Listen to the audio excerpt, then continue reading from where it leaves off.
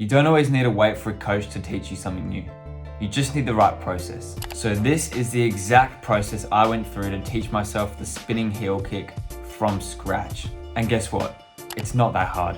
Step 1, find a video of someone doing the technique that you want to learn correctly. This video could be from a full-on fight in the UFC, or it can just be a simple tutorial on YouTube. You just need to find a video of someone doing the technique correctly. Now we have a base for what we want your technique to look like. Step 2, find an area where you can perform the move safely and then record yourself giving it a try. Key part, record yourself. This first video of you now sets a base level for your skill, which you can then go ahead and measure your progress against. This is pretty important because in some difficult skills, you might feel like you're not actually progressing when you look back on that video, that first video of you actually are progressing. Step 3, compare your video to that first video you found of someone doing the move correctly. What did they do differently?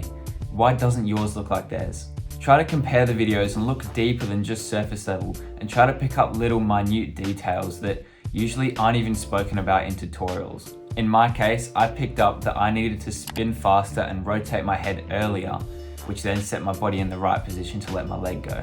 Step 4, go back to your technique and take your time doing it. Breaking down the skill into segments can actually really help. For me, this meant doing the spin on its own and then doing the kick on its own and then getting confident in those and then eventually putting them together into one whole kick.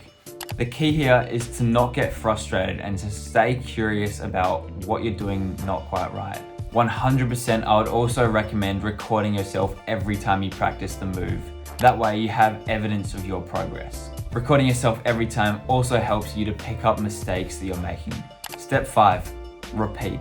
Go back to that first video that you found of someone else doing the technique and compare yours to theirs. Usually, with each time that you record yourself, you're gonna start to notice that your technique is starting to look a lot more like their technique, which is obviously good.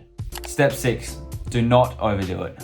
I literally would practice the spinning wheel kick in 5 to 10 minute sessions. If I did any longer than 10 minutes, I found that I started to get really frustrated and make reckless errors, which could have led to me hurting myself. So be really patient with this. You don't have a coach telling you what to do. You're doing this yourself, remember?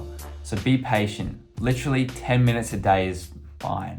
Go do something else and then come back to it later. And before you know it, you're gonna have all these videos that are gonna show you the progress that you've made. And then you're gonna realize that you can kind of almost do the technique now. Step 7, now that you're mostly confident in the skill and you're confident that you can start to use the skill in shadow boxing, now it's time to actually use the skill in sparring. Now it's really important to be cautious about who you do this move to, because obviously you're not going to be the best at it. So you want to only do it with people that are cool. Don't try this new move on someone that looks like they're going to get pissed off if you try it on them. Then it just goes from there. The more you use it in sparring, the more confident you're going to get. The more times you're going to use it in sparring, the even more confident you're going to get. And before you know it, it's just going to be another skill in your arsenal.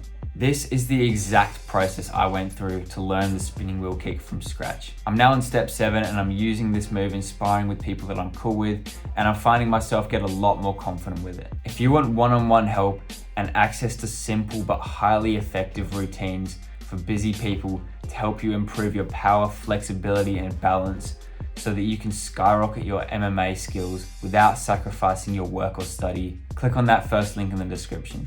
I'm currently working on that full program, so if the link's not there just yet, subscribe and stick around because I plan on releasing that program in the next coming months. If you want to see more educational videos like this from a small YouTuber centered around helping you improve at MMA around other life commitments such as work and university, consider subscribing. Thanks for watching.